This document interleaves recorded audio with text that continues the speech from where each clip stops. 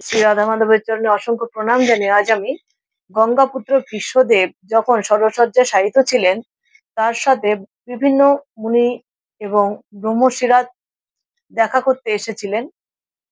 আজ আমি সেই সব মুনি ঋষিদের সম্পর্কে সংক্ষিপ্ত আলোচনা করছি। পর্বত মুনি প্রাচীন ঋষিদের মধ্যে অন্যতম। তিনি নারদ মুনির নিত্যসঙ্গী ছিলেন। নারদ মুনির সাথে তিনি আকাশে শূন্য মার্গে বিচরণ করতে পারতেন, কোন রকম মহাকাশ যান ছাড়াই বা জড়যানের সাহায্য ছাড়াই শূন্য মার্গে বিচরণ করতে পারতেন। সর্বদা ভগবানের নাম কীর্তন করতেন এবং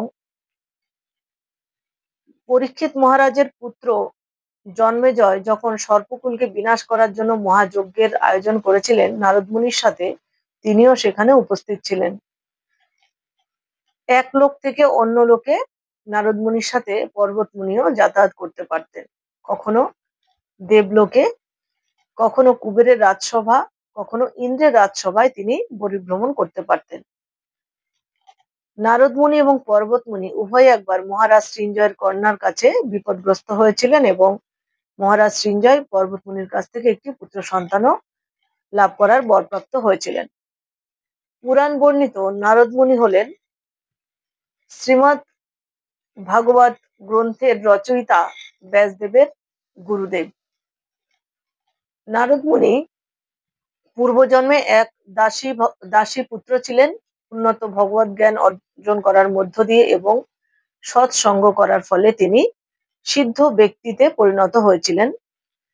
মহাভারতের বহু স্থানে তার নাম রয়েছে। তিনি প্রহ্লাদ মহারাজ, ধ্রুব মহারাজ এবং অনেক প্রসিদ্ধ ভগবত ভক্তদেরকেই দীক্ষা দিয়েছিলেন। তিনি বৈদিক শাস্ত্রের প্রণেতা ব্যাসদেবকেও দীক্ষা দিয়েছিলেন এবং ব্যাসদেবের কাছ থেকে মধ্যাচার্য দীক্ষা প্রাপ্ত হয়েছিলেন। এভাবে মধ্য সম্প্রদায়ের প্রবর্তন হয়। সমগ্র ব্রহ্মাণ্ডে প্রসার লাভ করেছে বর্তমানে যে গৌড়ীয় সম্প্রদায়, তা এই মধ্য সম্প্রদায়েরই অন্তর্ভুক্ত। শ্রী চৈতন্য মহাপ্রভু এই মধ্য সম্প্রদায়েরই অন্তর্গত। তাই ব্রহ্মা, নারদ, ব্যাস থেকে শুরু করে মধ্য শ্রী চৈতন্য এবং গোস্বামী বর্গের সকলেই গুরু পরম্পরায় এই ধারার অন্তর্গত। ধৌম্য একজন মহান ঋষি ছিলেন। ধৌম্য, যিনি উৎকোচ তীর্থে কঠোর তপস্যা করেছিলেন এবং পাণ্ডবদের রাজ পুরোহিত রূপে নিযুক্ত হয়েছিলেন। তিনি পাণ্ডবদের বহু সংস্কার অনুষ্ঠানেও পৌরোহিত্য করেছিলেন এবং দ্রৌপদীকে বাগদানের সময় প্রত্যেক পাণ্ডবের সাথে তিনি ছিলেন। পাণ্ডবদের বনবাসকালেও তিনি তাদের সাথে ছিলেন এবং বিভিন্ন জটিল সমস্যার সম্মুখীন যখন পাণ্ডবরা হতেন সে বিষয়ে জ্ঞান প্রদান করেছিলেন। এক বছর অজ্ঞাতবাসকালে কিভাবে বসবাস করতে হবে সেই সম্বন্ধেও পাণ্ডবদের ঋষি ধৌম্য উপদেশ দিয়েছিলেন। কুরুক্ষেত্রের যুদ্ধের পর অন্ত্যেষ্টিক্রিয়া সম্পাদনকালেও তার নামের উল্লেখ রয়েছে। তিনি ছিলেন একজন আদর্শ পুরোহিত। গৃহস্থদের আদর্শ পুরোহিত তিনি, তার কারণ তিনি যুধিষ্ঠিরকে যথাযথভাবে ধর্মীয় উপদেশ দিয়েছিলেন। ঋষি মহাত্মা ও ব্রাহ্মণদের কর্তব্য তিনি যথাযথভাবে পালন করেছিলেন। বাদরায়ণ বা ব্যাসদেব ভরতবংশীয় হস্তিনাপুরের রাজা শান্তনুর দ্বিতীয় পত্নী সত্যবতীর কুমারী অবস্থার পুত্র ছিলেন কৃষ্ণদ্বৈপায়ন ব্যাসদেব। পরাশর মুনির ঔরসজাত, অর্থাৎ ব্যাসদেবের পিতা ছিলেন পরাশর মুনি। ব্যাসদেব ছিলেন নারায়ণের সপ্তাবেশ অবতার। তিনি বৈদিক জ্ঞান পৃথিবীতে প্রচার করেছিলেন। মহাভারত রচয়িতা এবং শ্রীমৎ ভাগবত গ্রন্থের রচয়িতা কৃষ্ণদ্বৈপায়ন ব্যাসদেব। তিনি তার পুত্র সুখদেব গোস্বামীকে শ্রীমৎ ভাগবত গ্রন্থের জ্ঞান দান করেছিলেন। বৈশম্পায়ন আদি ঋষিরা বেদের বিভিন্ন শাখায় তার শিষ্য ছিলেন।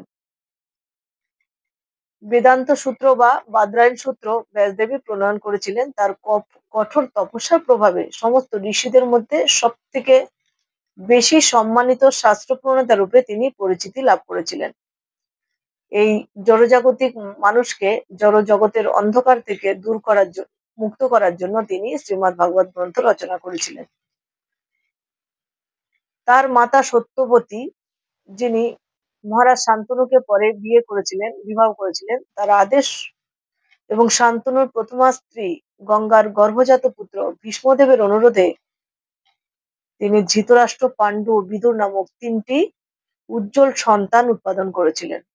কুরুক্ষেত্রের যুদ্ধের পর এবং সেই যুদ্ধের সমস্ত মহান যোদ্ধাদের মৃত্যুর পর ব্যাসদেব মহাভারত রচনা করেন।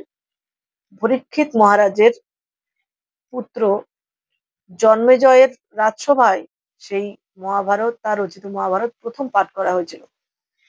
বৃহদর্শ একজন প্রাচীন ঋষি ছিলেন। বৃহদর্শ তিনি মহারাজ যুধিষ্ঠিরের সাথে প্রায় সাক্ষাৎ করতে আসতেন। প্রথম সাক্ষাৎ হয়েছিল কাম্যবনে। এই ঋষি মহারাজ নলের ইতিহাস বর্ণনা করেছিলেন। ভরদ্বাজ সপ্তর্ষিদের মধ্যে ভরদ্বাজ হচ্ছেন অন্যতম এবং অর্জুনের জন্মোৎসবের সময় তিনি উপস্থিত ছিলেন। এই মহা শক্তিশালী ঋষি গঙ্গার তটে কঠোর তপস্যা করেছিলেন এবং প্রয়াগ ধামে তার আশ্রম এখনো রয়েছে। তিনি সেখানেই থাকতেন। একসময় গঙ্গা স্নানকালে ঘৃতচি নামক স্বর্গের এক অপ্সরার সাথে তার সাক্ষাৎ হয় এবং তার স্খলিত বীর্য একটি মৃৎ পাত্রে রাখা হয়। তার থেকে দ্রোণের জন্ম হয়। এইভাবে দ্রোণাচার্য হচ্ছেন ভরদ্বাজ মুনির পুত্র। পরশুরাম বা রেণুকাসুত ইনি মহর্ষি যমদগ্নি এবং শ্রীমতী রেণুকার পুত্র। সেই সূত্রে তিনি রেণুকাসুত নামে পরিচিত। তিনি ভগবানের একজন শক্তাবেশ অবতার এবং তিনি 21 বার পৃথিবীকে নিক্ষত্রিয় করেছিলেন। ক্ষত্রিয়দের রক্তে তিনি তার পূর্বপুরুষদের আত্মার প্রসন্নতা বিধান করেছিলেন। তারপর তিনি মহেন্দ্র পর্বতে কঠোর তপস্যা করেছিলেন। ক্ষত্রিয়দের কাছ থেকে পৃথিবী ছিনিয়ে নিয়ে তিনি কশ্যপ মুনিকে দান করেছিলেন। পরশুরাম দ্রোণাচার্যকে ধনুর্বেদ বা সামরিক বিজ্ঞান উপদেশ দিয়েছিলেন, কেননা তিনি ছিলেন একজন ব্রাহ্মণ। মহারাজ যুধিষ্ঠিরের রাজ্যাভিষেকের সময়ও তিনি উপস্থিত ছিলেন। তিনি বিভিন্ন ঋষিদের সাথে সেই উৎসবে অংশগ্রহণ করেছিলেন। পরশুরাম এতই প্রাচীন, বিভিন্ন যুগে রাম ও কৃষ্ণ উভয়ের সাথেই তার সাক্ষাৎ হয়েছিল। তিনি রামের সাথে যুদ্ধ করেছিলেন, কিন্তু শ্রীকৃষ্ণকে পরমেশ্বর ভগবান বলে স্বীকার করেছিলেন। তিনি যখন অর্জুনকে কৃষ্ণের সাথে দর্শন করিয়েছিলেন, তখন তিনি তার প্রশংসা করেছিলেন। ভীষ্ম যখন অম্বাকে বিবাহ করতে অস্বীকার করেছিলেন, তখন ভীষ্মকে পতিরূপে লাভ করতে আকাঙ্ক্ষী অম্বা পরশুরামের সাথে মিলিত হয়েছিলেন এবং পরশুরামের অনুরোধে তিনি ভীষ্মদেবকে বলেন অম্বাকে পত্নী রূপে গ্রহণ করতে। ভীষ্মদেব তার আদেশ পালন করতে অস্বীকার করেন, কারণ ভীষ্মদেব ব্রহ্মচর্যের ব্রত নিয়েছিলেন। যদিও ভীষ্মদেবের গুরুদেব ছিলেন পরশুরাম, তার সতর্কবাণী উপেক্ষা করে পরশুরাম ভীষ্মদেবের সাথে যুদ্ধ করেছিলেন। তাদের মধ্যে প্রবল সংগ্রাম হয়েছিল এবং পরশুরাম ভীষ্মের প্রতি প্রসন্ন হয়ে তাকে বর দিয়েছিলেন পৃথিবীর সর্বশ্রেষ্ঠ যোদ্ধা হবেন ভীষ্মদেব। বশিষ্ঠ ব্রাহ্মণদের মধ্যে সব থেকে বিখ্যাত ঋষি ছিলেন বশিষ্ঠ ঋষি। তিনি বশিষ্ঠ দেব নামে পরিচিত। রামায়ণ ও মহাভারত উভয় কালেই তিনি ছিলেন একজন বিখ্যাত ব্যক্তি। পরমেশ্বর ভগবান শ্রী রামচন্দ্রের অভিষেক উৎসব তিনি অনুষ্ঠান করেছিলেন। তিনি কুরুক্ষেত্রের রণাঙ্গনে উপস্থিত ছিলেন। তিনি সমস্ত উচ্চলোক ও অধলোকে গমনাগমন করতে পারতেন। তার নাম হিরণ্যকশিপুর ইতিহাসের সাথেও যুক্ত রয়েছে। বিশ্বামিত্র তার কামধেনু বলপূর্বক অধিকার করতে চাইলে তার সাথে বিবাদ হয়। বশিষ্ঠ মুনি তাকে কামধেনু দিতে অস্বীকার করেন। তাই বিশ্বামিত্র তার 100 পুত্রকে হত্যা করেছিলেন। আদর্শ ব্রাহ্মণ রূপে তিনি বিশ্বামিত্রের সমস্ত উপহাস সহ্য করেছিলেন। বিশ্বামিত্রের নির্যাতনের ফলে একসময় তিনি আত্মহত্যা করতে চান, কিন্তু সমস্ত চেষ্টা ব্যর্থ হয়েছিল।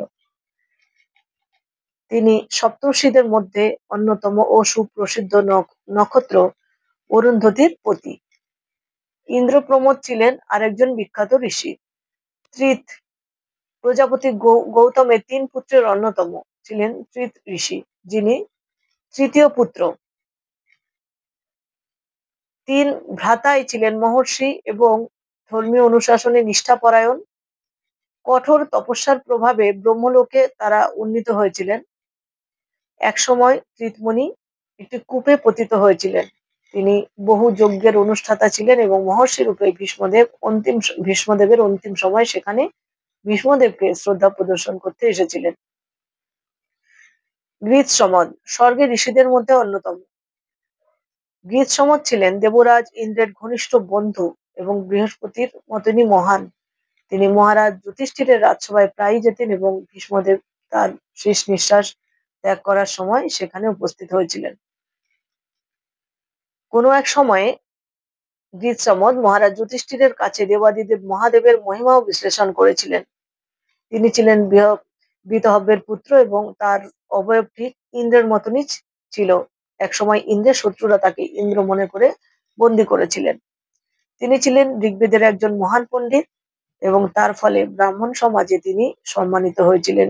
তিনি ছিলেন ব্রহ্মচারী এবং অত্যন্ত শক্তিশালী। অসিত অসিত নামের একজন রাজাও ছিলেন। এখানে যে অসিতের কথা বলা হয়েছে তিনি অসিত দেবল ঋষি, একজন শক্তিশালী ঋষি তার পিতার কাছে, যিনি মহাভারতের 15 লক্ষ শ্লোকের ব্যাখ্যা করেছিলেন। মহারাজ জন্মেজয়ের সর্পনিধন যজ্ঞে তিনি উপস্থিত ছিলেন এবং যুধিষ্ঠিরের অভিষেকের সময়ও তিনি উপস্থিত ছিলেন। তিনি মহর্ষি ভীষ্মদেব যখন ষড়শয্যা শায়িত বিশ্বদেবের সাথে দেখা করতে এসেছিলেন। কক্ষীবান গৌতম মুনির পুত্রদের অন্যতম ও মহর্ষি চন্দ্রকৌশিকের পিতা কক্ষীবান। তিনি মহারাজ যুধিষ্ঠিরের মন্ত্রিমণ্ডলীর একজন সদস্য ছিলেন।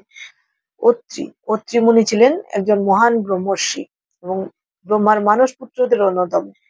ব্রহ্মাজি এতই শক্তিশালী যে তিনি কেবল চিন্তা করার মাধ্যমে পুত্র উৎপাদন করতে পারতেন।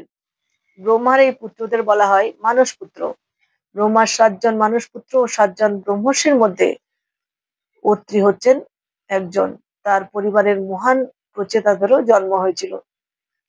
অত্রি মুনির 2 জন ক্ষত্রিয় পুত্র ছিলেন যারা রাজা হয়েছিলেন পরবর্তীকালে। রাজা অথর্ম ছিলেন তাদের মধ্যে একজন। 21 জন প্রজাপতির মধ্যে তাকে গণনা করা হয়ে থাকে। তার পত্নীর নাম অনুসূয়া। মহারাজ পরীক্ষিতের মহাযজ্ঞে তিনি তাকে সাহায্য করেছিলেন। কৌশিক মহারাজ যুধিষ্ঠিরের রাজসভায় স্থায়ী সদস্য ঋষিদের অন্যতম। ভগবান শ্রীকৃষ্ণের সাথে তার সাক্ষাৎ হয়েছিল। এই নামে আরো একজন ঋষি যদিও রয়েছেন। সুদর্শন পরমেশ্বর ভগবানের এক মহা শক্তিশালী চক্র হচ্ছে সুদর্শন চক্র।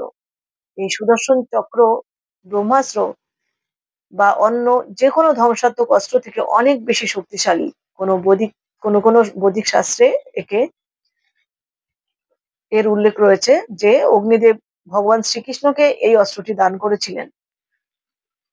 ভগবান নিত্যকাল এই অস্ত্রটি ধারণ করে থাকেন। মহারাজ রুক্ষ যেভাবে ভগবানের হস্তে রুক্মিণীকে অর্পণ করেছিলেন, তেমনি অগ্নিদেবও শ্রীকৃষ্ণকে এই অস্ত্রটি দান করেছিলেন। ভগবান তার ভক্তদের কাছ থেকে এভাবেই উপহার গ্রহণ করেন।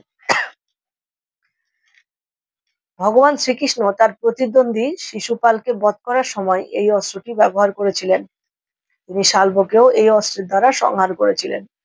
কখনো কখনো তিনি চেয়েছিলেন তার সখা অর্জুনও তার শত্রুদের সংহার করার জন্য এটি ব্যবহার করেন। ভীষ্মদেবকে ষড়শয্যায় শায়িত দেখে যে সমস্ত মহর্ষিরা সেখানে উপস্থিত ছিলেন তাদের সংক্ষিপ্ত বিবরণী এখানে সমাপ্ত হলো। নমস্কার, সকলে ভালো থাকবেন। দেখা হবে পরবর্তী কোনো ভিডিওতে, পরবর্তী কোনো তত্ত্বজ্ঞান আত্মস্থ করার মধ্য দিয়ে।